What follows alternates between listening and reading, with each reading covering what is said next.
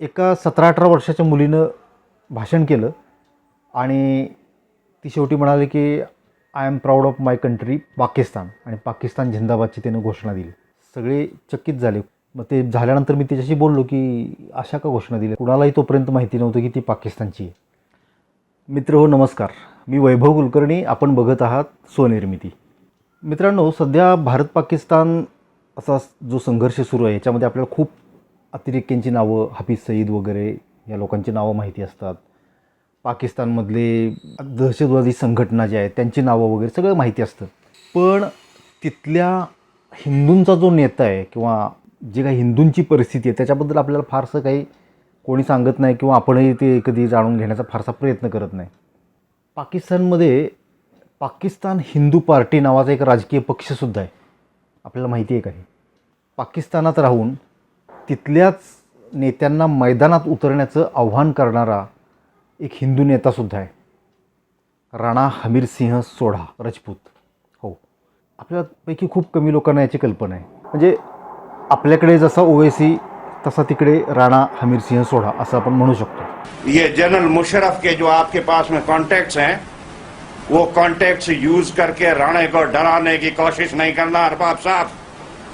मैं लुटेरा नहीं हूं, मैं स्मगलर नहीं हूं, मैं खूनी नहीं हूं. मैंने कोई सरकार के खजाने का पैसा उर्द बुर्द नहीं किया है. जो आप इन कॉन्टैक्ट से मेरे को डरा रहे हो कि आपको एनओसी नहीं मिली हुई, मैं आपको खबरदार करता हूं. राणा हमीरसिंह सोढा यांचे जर व्यक्तिमत्व किंवा त्यांची पर्सनॅलिटी जर बघितली तर आपल्याला उदयनराजेंची आठवण येते. तो बिनधास्तपणा, निडरपणा, रांगडेपणा हा सगळा त्यांच्या स्वभावामध्ये दिसतो. भारतात राहून तो दिसणं ठीक आहे, पण पाकिस्तानात राहून एखादा हिंदू नेता त्याचं व्यक्तिमत्व आज पण एवढं खुलं निडर कसं काय असू शकतं, हे खरं तर कुतूहलाची गोष्ट आहे. आणि म्हणून आज मी त्या विषयावर बोलणार आहे. भारत पाकिस्तान फाळणीनंतर पाकिस्तानमध्ये जवळजवळ 15% हिंदू होते. 14.8% असे काहीतरी होते. 15% आपण पकडू. आज ते 1.5% राहिलेत, फक्त 1.5%. थोडे फार कमी जास्त असतील. 2%च्या आत आहेत एवढं नक्की. आणि ह्या 1.5%मध्येच एक आहे राणा हमीरसिंह सोढा. हा एक खमका हिंदू नेता आहे तिकडं. आणि हा राणा पाकिस्तानच्या जवळजवळ 22,000 चौरस किलोमीटर प्रदेशावर राज्य करतो आजही. हो, मुघल सम्राट अकबर आपल्या सगळ्यांना माहिती आहे. त्या अकबराचा जिथं जन्म झाला तो अमरकोट. कोट म्हणजे किल्ला, आपल्याला माहिती आहे. अमरकोट हा तिथं पाकिस्तानमधला एक किल्ला आहे जिथं अकबराचा जन्म झाला. त्याच्याही आधीपासून हे राणाचे जे पूर्वज आहेत हे यांचा तो अमरकोट किल्ला आहे. 1540मध्ये शेरशाह सुरीकडून पराभूत झाल्यानंतर हार पत्करून राजा हुमायूं यानं पलायन केलं आणि त्यावेळेला त्याला आसरा दिला याच राणा हमीरसिंह सोढा यांच्या पूर्वजांनी, म्हणजे राणा प्रसाद सिंग यांनी. राजा हुमायूं अमरकोटमध्ये राहिला आणि तिथेच अकबराचा जन्म झाला. हे ते ठिकाण आहे. गेल्या 800 वर्षांपासून अमरकोटचं सोढा राजपूत घराणं तिथल्या राजकारणात महत्त्वाची भूमिका, म्हणजे कितीही राजवटी आल्या बदलल्या, पण सोढा राजपूत घराण्याचं जे त्याच्यामधलं एक योगदान आहे किंवा वाटा आहे तो महत्त्वाचा राहिलेला आहे आजसुद्धा. राणा हमीरसिंह यांचे वडील राणा चंद्रसेन हे सुद्धा पाकिस्तानच्या राजकारणात सक्रिय होते. म्हणजे ते पाकिस्तान पीपल्स पार्टीच्या संस्थापकांपैकी एक होते. बेनजीर भुट्टोंच्या मंत्रिमंडळात त्यांनी अनेक खाती सांभाळली. झुल्फिकार अली भुट्टो आणि बेनजीर भुट्टो यांच्याशी त्यांचे घनिष्ठ मैत्री होती. पण 1990मध्ये त्यांनी PPP सोडली आणि स्वतःचा राजकीय पक्ष काढला, द पाकिस्तान हिंदू पार्टी किंवा द पाकिस्तान हिंदू पंचायत असं सुद्धा म्हणतात, PHP. या पक्षाचा भगवा ध्वज त्यांनी स्वतः डिझाईन केला होता, भगवा ध्वज, आणि त्याच्यावर ओम आणि त्रिशूळ अशा चिन्हांचा वापर केला गेलेला आहे. 2009मध्ये राणा चंद्रसेन यांच्या मृत्यूनंतर त्यांचे ज्येष्ठ सुपुत्र हमीरसिंह राणा यांचा अमरकोटच्या गादीचे उत्तराधिकारी म्हणून राज्याभिषेक करण्यात आला. आता खरं तर या अमरकोटचं नाव उमरकोट आहे, त्याच्याबद्दल आपण बोलू नंतर. आणि यावेळेला म्हणजे ज्यावेळेला त्यांचा अभिषेक झाला, राज्याभिषेक, त्यावेळेला काढलेल्या मिरवणुकीमध्ये मोठ्या संख्येनं हिंदू उपस्थित होते. त्याचबरोबर सिंधी मुस्लिम हा समुदायसुद्धा मोठ्या संख्येनं उपस्थित होता. 2009मधली गोष्ट अलीकडची. कदाचित तुम्ही सर्च केलं तर यूट्यूबवर त्याचे काही क्लिप्स तुम्हाला सापडतील सुद्धा. बेनजीर भुट्टो दुसऱ्यांदा पाकिस्तानच्या पंतप्रधान झाल्या तेव्हा त्यांच्या मंत्रिमंडळात राणा हमीर सिंह यांनी विज्ञान, तंत्रज्ञान आणि कृषी अशी महत्त्वाची खाती सांभाळली होती. सोढा परिवारानं त्यांचे भारताशी असलेले जे ऋणानुबंध आहेत ते अजूनही जोपासलेत. विशेषतः राजस्थानबरोबरचे, कारण राजस्थानला लागूनच त्यांचं जे सगळं साम्राज्य आहे ते आहे. उमरकोटसुद्धा राजस्थानपासून फार दूर नाही आहे. म्हणजे राजस्थानच्या बरमेर जिल्ह्यातून पाकिस्तानकडे जाताना पहिलं पाकिस्तानमधलं जे रेल्वे स्टेशन लागतं खोक्रापार, या खोक्रापारपासून उमरकोट अवघ्या 40 किलोमीटर अंतरावर आहे. फाळणीच्या वेळी कित्येक हिंदू कुटुंब राजस्थानला स्थलांतरित झाली. पण उमरकोटच्या राजानं राणा अर्जुन सिंग यांनी आपली जन्मभूमी सोडली नाही. कदाचित त्यावेळी त्यांनी असा विचार केला असेल की पाकिस्तान मुस्लिम राष्ट्र, भारत सेक्युलर राष्ट्र, फार काही फरक पडणार नाही आणि त्यामुळे एवढं मोठं आपलं उमरकोट आणि सगळी त्यांची तिथली प्रतिष्ठा, ते लोक, जनता ह्यांना सोडून भारतात जावं असं त्यांना त्यावेळेला कदाचित वाटलं नसेल. कदाचित पाकिस्तान जसं इस्लामिक राष्ट्र आहे तसं भारत हे जर हिंदू राष्ट्र म्हणून त्यावेळेला घोषित केलं असतं तर त्यांनी इकडे येण्याचा निर्णय घेतलासुद्धा असता. 1965पर्यंत त्यांचं भारतात येणं जाणं रेग्युलरली असायचं. पण भारत पाकिस्तान युद्धजन्य परिस्थिती आली, युद्ध सुरू झालं आणि दोन्हीकडची राजकीय परिस्थिती बदलली. सीमेवरचा तणाव वाढला, बंदोबस्त वाढला आणि ही येणं जाणं जवळपास बंदच झालं. पण आपल्या माणसांशी, आपल्या मातीशी असलेलं नातं हे सीमेवरच्या कसल्याही भिंतींपेक्षा मजबूत असतं. 1965 नंतर तब्बल 50 वर्षांनी म्हणजे 2015मध्ये 100 वऱ्हाडी पाकिस्तानातून जयपूरला आले नवं नातं जोडण्यासाठी. उमरकोटचे राणा हमीर सिंह यांचे पुत्र करणी सिंह यांचा विवाह, त्यांचं लग्न कानोजचे ठाकूर मानसिंह यांची कन्या पद्मिनी हिच्याबरोबर झाला 2015ला 20 फेब्रुवारीला. त्यावेळी हे सगळे 100 वऱ्हाडी भारतात आले होते आणि या 100 लोकांना भारताकडून त्वरित व्हिसा देण्यात आला ह्याचं त्यांना फार कौतुक आहे बरं का. कारण गेली 50 वर्ष म्हणजे 2015च्या आधीचे 50 वर्ष ते त्यांच्या नातेवाईकांकडं येऊ शकलेले नव्हते आणि 2015ला व्हिसा मिळाला 100 लोकांना. त्याचा त्यांना खूप आनंद झाला होता आणि कौतुक वाटलं होतं. ठाकूर मानसिंह जेव्हा हे लग्न ठरवायला कानोतहून तिकडे पाकिस्तानला गेले होते तेव्हा त्यांना प्रश्न पडला होता की हे या पाकिस्तानात एकटेच कसे राहत असतील, जो आपल्या सगळ्यांनाच तसा प्रश्न पडतो इथं राहून. पण तिथं त्यांच्या स्वागतासाठी हमीर सिंह यांच्याबरोबर असलेला हजारोंचा जनसमुदाय बघून त्यांना हायसं वाटलं. पाकिस्तानी नागरिकांची त्यांना किती साथ आहे हे त्यांना कळलं. पण प्रत्यक्षात तिथं जाऊन राहायचं होतं पद्मिनीला, त्यामुळे तिनं मनाची तयारी त्यावेळी कशी केली हे महत्त्वाचं होतं. आणि मुळात कसं आहे की हुमायूला ज्यांनी आसरा दिला किंवा अकबराचा जन्म ज्यांच्या किल्ल्यावर झाला असं म्हणता येईल, त्यांना मुस्लिमांचं सुद्धा सॉफ्ट कॉर्नर असणं स्वाभाविक आहे. हिंदूंचं तर असायलाच पाहिजे, कारण त्यांना पर्यायच नाही, दुसरा नेताच नाही आहे कोण तिकडे. आणि त्याच्यामुळे एकूणच तिथल्या जनतेची त्यांना साथ आहे त्यांच्या त्या 22,000 चौरस किलोमीटर परिसरामध्ये.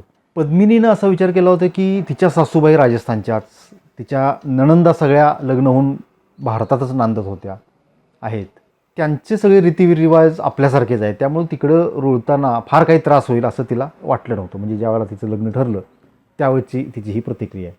पण पद्मिनी ही राजघराण्यात नांदत असल्यामुळे सामान्य हिंदू महिलांना होत असलेला त्रास कदाचित तिच्या वाट्याला येणार नव्हता, यायला पण नको.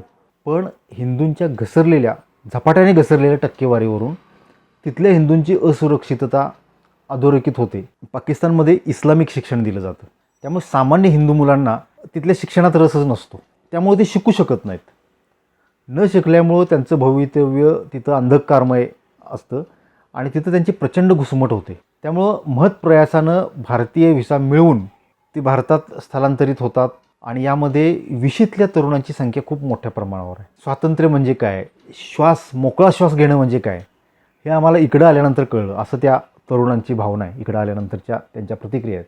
दिवाळीला मुक्तपणे फटाके उडवणे, होळीला कोणालाही रंग लावणे, रक्षाबंधनाला हातात राखी बांधून घेणे, ती मिरवणे, याच्यासारखा आनंद आमच्या जीवनात दुसरा असू शकत नाही असं ते मुलं म्हणतात.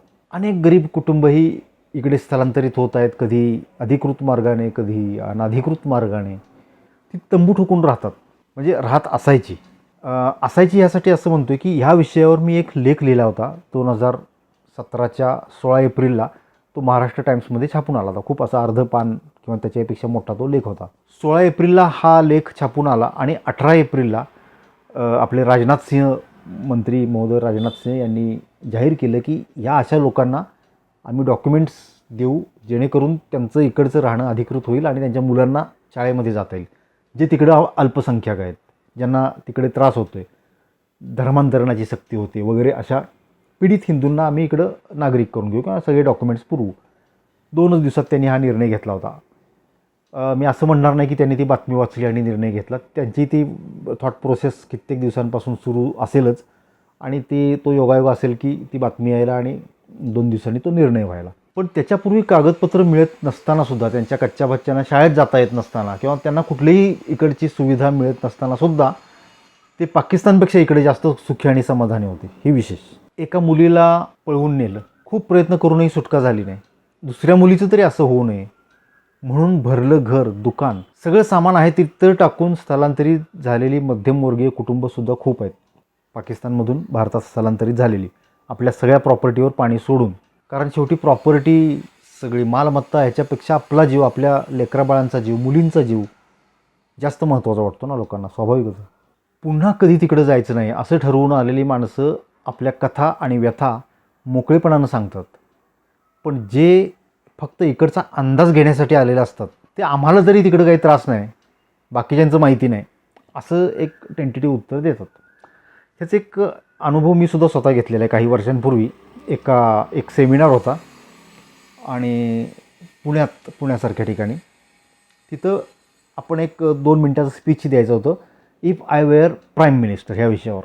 एका 17-18 वर्षाच्या मुलीनं भाषण केलं आणि ती शेवटी म्हणाली की I am proud of my country Pakistan, आणि पाकिस्तान जिंदाबादची त्यानं घोषणा दिली.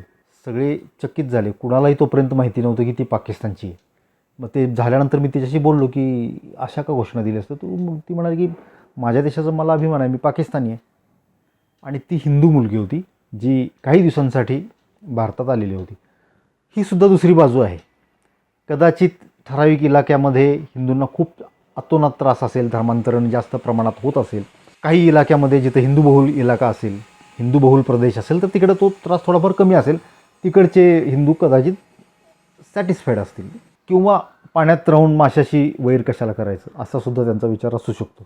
राणा हमीर सिंह हे तिथल्या हिंदूंच्या उत्थानासाठी संघर्ष करत आहेत असं म्हणतात.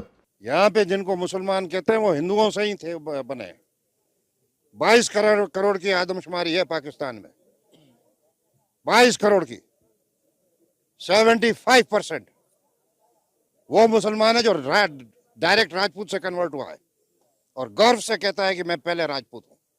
25,000 स्क्वायर किलोमीटर है मेरे पास में ढाट. I am the 26th. डंके की चोट पे राज किया है.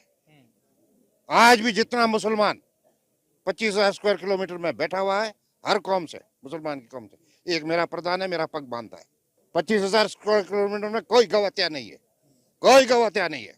पण अनेक हिंदूंनी पाकिस्तान सोडणं पसंत केलं हे तर खरं आहे. त्यामुळे या हिंदू नेत्याविषयी अनेक प्रश्न उपस्थित होतात.